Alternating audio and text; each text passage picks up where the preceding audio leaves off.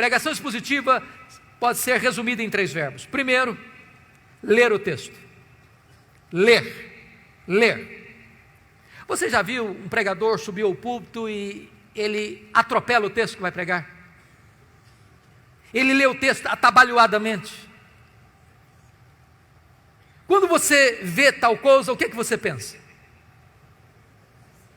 Ele não se preparou. Ele não conhece nem o texto. Ele não gastou tempo. Talvez ele está dizendo o seguinte: o que importa aqui não é o texto que eu estou lendo, é o que eu vou falar depois. Deixa eu dizer uma coisa para você. A parte mais importante de um sermão é o texto.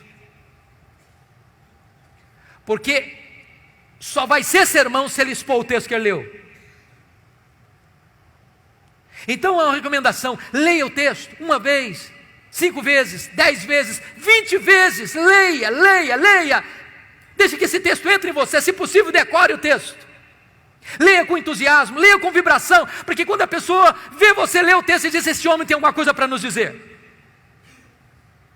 Segunda coisa, segundo verbo, explicar o texto. Calvino dizia que pregação é explicação da Escritura. A não ser que você explique o texto, você não pregou.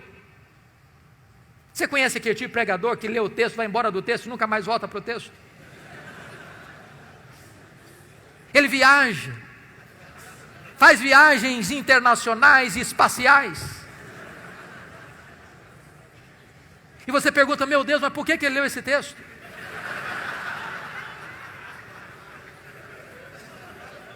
Você conhece aquele tipo de pregador que diz assim: eu já tenho o sermão, só preciso encontrar um texto agora? O sermão emana do texto. O sermão é a explicação do texto. E por isso nós temos uma palavra técnica que os pastores conhecem, que é exegese. Exegese vem de um prefixo ex, que significa tirar do texto o que está no texto. Cave o texto, descubra o texto, veja o que está lá. E às vezes nós não encontramos essas pepitas de ouro na superfície, é preciso cavar.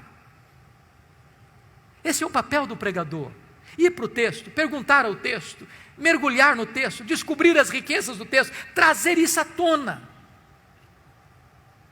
Sabe, irmãos, quando uma igreja se acostuma com pregação expositiva, ela não quer mastigar palha mais. Depois que ela descobre a riqueza da Escritura, ela não tolera mais escutar sermão que não seja focado na Escritura, que exponha a Escritura. O contrário de exegese é exegese.